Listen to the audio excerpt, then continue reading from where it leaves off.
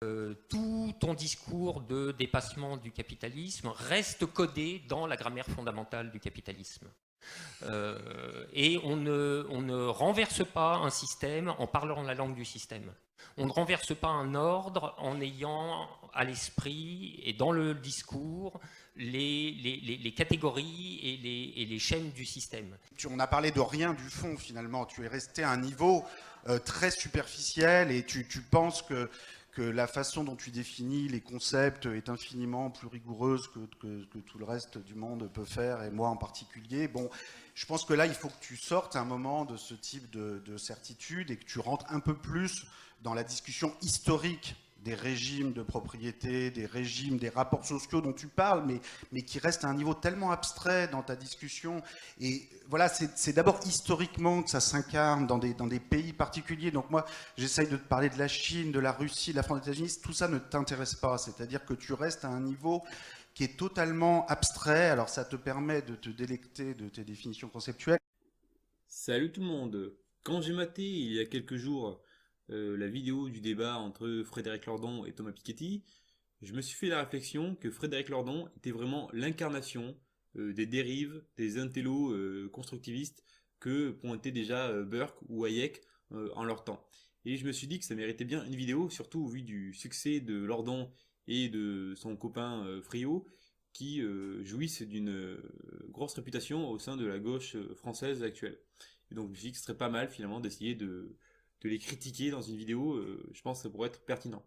Alors déjà commençons par rappeler une évidence, Lordon est un connard arrogant, d'accord. J'avais déjà eu cette impression en lisant son livre Capitalisme, désir et servitude, qui est un livre selon moi inutilement jargonneux, ne cherchant qu'à impressionner le lecteur, hein, parce que Lordon pouvait tout à fait retranscrire sa pensée dans un langage clair, hein, il le fait très bien à l'oral, donc pourquoi pas à l'écrit, et il ment en prétendant le contraire, d'accord. Pour moi, en fait, Lordon, finalement, fait le l'esbrouf intellectuel. Ça m'a rappelé cette petite histoire de Schopenhauer, qui disait qu'étudiant, il rêvait finalement d'insérer son flingue dans la bouche de son professeur de philosophie de l'époque, donc sans doute hegelien, et de le menacer, de lui faire avouer que tout ça finalement n'était que du charabia et n'avait aucun sens, d'accord. Et bien moi, c'est un peu la sensation que j'ai eue quand j'ai lu du Lordon. En fait, je me sentais un petit peu comme le jeune Schopenhauer étudiant, hein, voilà. Mais bon, sans même parler du livre, on pourrait parler juste de la prise de parole de Lordon face à Piketty, qui finalement suffit à elle seule à me donner raison. Lordon se permet de faire la leçon à Piketty comme si ce dernier n'était qu'un gamin face au grand Karl Marx du XXIe siècle. Je suis désolé, mais Piketty est un chercheur de renommée mondiale, jouissant d'une solide connaissance universitaire et dans plusieurs disciplines. Lordon, comparé à ça, n'est que le philosophe préféré des antifas parisiens, d'accord. Peut-être bien méchant, mais c'est un peu vrai aussi. Donc en fait, en quoi Lordon peut se permettre une telle niveau de, on va dire, de méchanceté et de témérité par rapport à Piketty. Surtout que en quoi ce ton, ce besoin d'humiliation publique, parce qu'il n'y a pas d'autre mot, était nécessaire finalement à la cause de Lordon. D'accord, il aurait pu faire les reproches à Piketty sur un autre ton, sur un ton amical, et pour finalement le faire rejoindre sa cause. Non, il a voulu chercher le clash, il a voulu chercher l'humiliation. Pourquoi? Je ne sais pas, d'accord, à des fins de pure méchanceté selon moi, mais sans doute qu'il y a des abonnés gauchistes qui vont me répondre qu'il y avait une logique derrière tout ça. Écoutez, je suis curieux de la connaître, hein. Donc si vous l'avez, donnez-la moi. Venons-en maintenant au cœur du problème, au fond du problème. Car, comme je le disais, Lordon est l'incarnation de l'intello dangereux dont parlait déjà Burke en son temps. L'intello qui vit purement dans l'abstraction, qui rêve d'une révolution façon table rase pour aboutir à une société idéale qui l'a conçue dans son esprit, d'accord. Exactement les intellos de la Révolution française. C'est pas pour rien si le conservatisme occidental moderne s'est construit par opposition à la Révolution française. Si, évidemment, les conservateurs ne sont pas des réactionnaires absolus, eux, ils estiment que la révolution est un acquis dans le sens où, effectivement, les droits naturels acquis par la révolution sont un bienfait. Mais disons qu'ils privilégient la révolution anglaise, qui était beaucoup plus réformiste, beaucoup plus diluée, hein, dans le temps, et qui fait qu'aujourd'hui, finalement, l'Angleterre est au même point civilisationnel que la France, mais elle était préférable parce que la révolution française, elle, qui voulait tout de suite, pour aller vite, hein, eh bien en fait, elle a conduit au sang et aux larmes.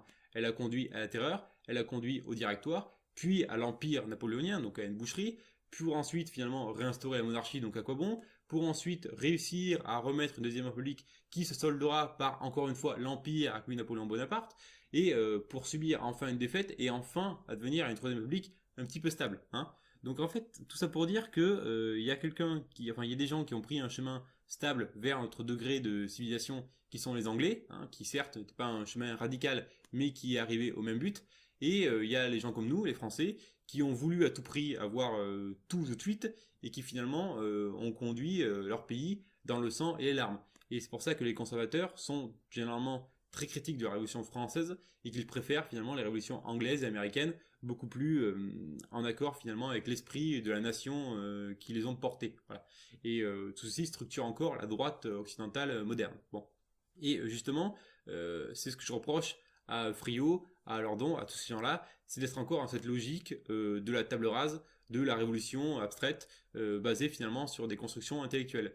Je rappelle qu'aujourd'hui, on est quand même une époque où les individus, toi, moi et sans doute Friot et Lordon, on a des problèmes à résoudre, des problèmes simples, hein, c'est-à-dire par exemple comment comment monter un meuble Ikea, comment trouver une copine, comment se muscler, comment, j'en sais rien, s'entendre avec ses collègues, comment s'entendre avec sa famille, comment s'habiller le matin, quoi manger le soir, etc., etc.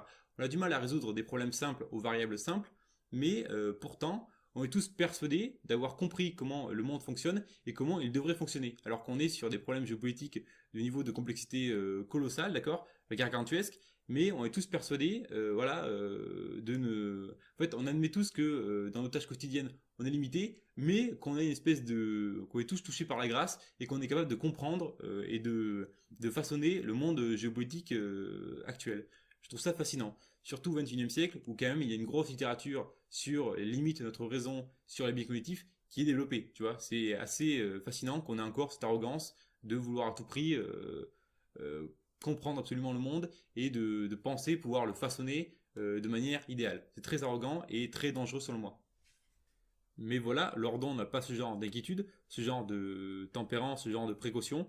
Il croit à son utopie, ou plutôt à celle de Friot, et il est prêt à embarquer tous ses concitoyens, et même le monde entier, dans son navire pour affronter la tempête révolutionnaire au débouché hasardeuse et espérer obtenir le One Piece communiste tant promis, d'accord? Sauf que voilà, comment savoir si Lordon est bien le Goldie Roger de notre époque ou si c'est un tocard la Foxy? Voilà, là est mon problème, et d'où mon hésitation à embarquer sur son navire, d'accord? Empiriquement, les mecs qui me promettent monts et merveilles, moi je m'en méfie. Alors que Piketty, lui au moins, a la décence de s'appuyer sur des faits empiriques et de rester dans le cadre réformiste classique prudent, bien que, soyons très clairs, Piketty est lui-même très très très radical. Hein. On pourrait parler de réforme révolutionnaire, si je voulais me permettre un bon mot. Mais à bien des égards, Piketty est donc lui aussi un capitaine aventureux, très radical, trop intellectuel pour nos sociétés organiques et non mécaniques. Mais disons que comparé à Lordon, Piketty il a encore quelques doigts de pied au sol, alors que Lordon, tu vois, il flotte dans les airs. Hein. Voilà. Mais revenons à Lordon et surtout à son modèle, parce qu'il va me répondre que lui aussi il se base sur des faits empiriques, et notamment les travaux de Bernard Friot. Et on va parler de ça maintenant. Bon alors, quel est donc le projet de Bernard Friot, qui est un économiste marginal et marginalisé, hein, je tiens à le rappeler, et à qui visiblement il faudrait confier les rênes du monde, ou au moins les rênes du traîneau appelé France. Bon, pour faire simple et grossièrement, le but de Friot, c'est de transformer tout le monde en fonctionnaire. Alors oui, ça peut paraître caricatural, mais je pense que c'est assez proche de ce que souhaite Friot.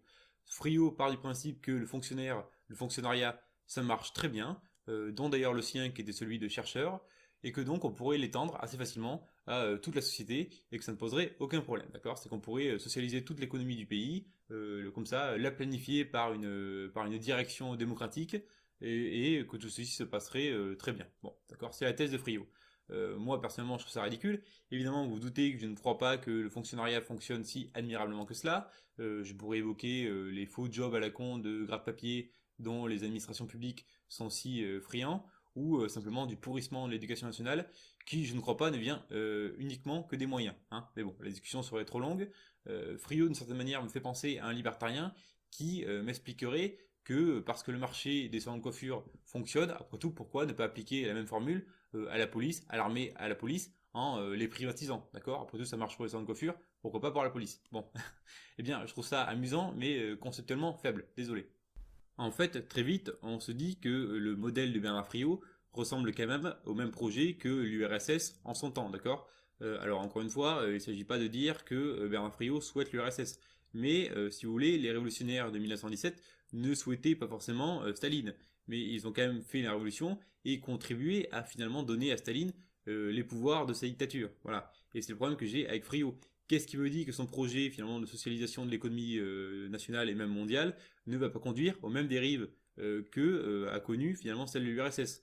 Je rappelle que Friot finalement part du principe qu'à partir du moment où on fait le socialisme par le bas et non par le haut, donc façon Lénine avec un parti unique, si on fait ça via la démocratie locale et nationale, alors mécaniquement ça ne peut que bien se passer. J'aimerais savoir pourquoi ce serait obligatoire, d'accord. Le peuple n'est pas divin, les électeurs ne sont pas rationnels, d'accord, on le sait, maintenant il y a une littérature qui a été faite sur le sujet, il y a un risque qu'il y ait en fait des conflits et des batailles électorales entre différentes factions, d'accord, des factions religieuses, des factions sociales, des factions professionnelles, des factions ethniques, idéologiques, se livrant donc à une guerre électorale empêchant tout équilibre, c'est-à-dire qu'en fait chaque faction cherchant à nuire à l'autre pour obtenir des avantages. Comment être persuadé à ce point-là qu'une démocratie absolue, directe, locale, nationale, etc., conduirait nécessairement à un équilibre et non pas à l'anarchie et au chaos, d'accord. Et de ce chaos, d'ailleurs, certains pourraient se dire, écoutez, pourquoi ne pas donner les pouvoirs à un homme fort le temps que le peuple soit prêt finalement à être capable de se diriger démocratiquement, tant qu'il finalement n'arriverait pas, et donc en fait l'homme fort resterait au pouvoir tout le temps, voire même d'ailleurs il fera en sorte de le rester, et on se retrouverait effectivement avec une deuxième URSS, d'accord. Et c'est bien tout le problème. Et Friot, qui finalement a beaucoup pensé son modèle de société idéale, eh bien je trouve qu'il ne pense pas assez les angles morts, voilà. Donc peut-être que c'est moi qui fantasme, mais moi je suis très inquiet par rapport à ça, et j'estime qu'empiriquement j'ai des raisons de l'être quand on me propose ce genre de projet. Bon, parce qu'après tout, c'est pas comme si la vertu démocratique, si chère à Montesquieu, comme quoi le citoyen devrait avant tout privilégier l'intérêt général plutôt que son intérêt personnel, c'est une thématique qui, si tu veux, a du plomb dans l'aile, d'accord. Aujourd'hui, on sait, encore une fois, que le lecteur n'a pas ce genre de motivation et n'a pas ce genre de rationalité évidente. Bref, Frédéric Lordon et Bernard Friot, en bons professeurs constructivistes et de gauche, ont mis au monde une utopie bancale, abstraite, que je trouve est dangereuse, d'accord, comme généralement ce genre de projet l'est, d'accord. Tout ça qui devrait passer par une espèce de révolution chaotique, hasardeuse d'ailleurs, et au débouché, on va dire, oui, elle aussi hasardeuse en fait. Et tout ça me rend très perplexe par rapport à la pertinence de ce projet et on va dire à l'arrogance de ce projet et des gens qui le portent. Voilà. Mais visiblement, eux, hein, et leurs fans, au sens de fanatiques, on pourrait le dire, sont prêts à nous embarquer de force dans leur aventure, dans leur délire, tu vois, et gare à ceux qui refusent ou qui émettent des réserves comme Piketty, qui sont visiblement traités comme des traîtres. Voilà. Et je vous dis aussi tout ça parce que récemment, j'ai lu les entretiens de Raymond Aron, le spectateur engagé, et je suis frappé de voir la tempérance de l'homme, toujours dans le doute, la mesure, de peur de dire une connerie et de faire une connerie qui finalement impliquerait ses concitoyens et son camp politique. Cette modestie, on va dire, typique des conservateurs qui les amène historiquement à défendre les réformes à petits pas et forcément le régime libéral qui protège nos sociétés des fièvres révolutionnaires et populistes par la séparation des pouvoirs, par exemple, des délires des gens comme Friot et Lordon. Moi, je comprends cette modestie intellectuelle et je pense qu'au contraire, c'est une preuve, même si ça peut paraître être de la faiblesse, pour moi, c'est une preuve de sagesse. Et je pense que si la gauche radicale rassemble beaucoup d'intellectuels en son sein, d'intellectuels très brillants, c'est normal parce que c'est le lieu par excellence des constructions conceptuelles et que quand tu as une grosse matière grise à, on va dire, à dépenser, c'est normal que tu ailles vers là. Mais l'intelligence ne doit pas être confondue avec justement la sagesse. Et en fait, je pense que Raymond Aron était dans le vrai justement parce que cette impérance qui pourrait paraître de la faiblesse était finalement la bonne étude à avoir et une attitude rationnelle, raisonnable, efficace. Voilà. Et je pense que Lordon et Friot devraient s'en inspirer. Voilà, je finirai là-dessus.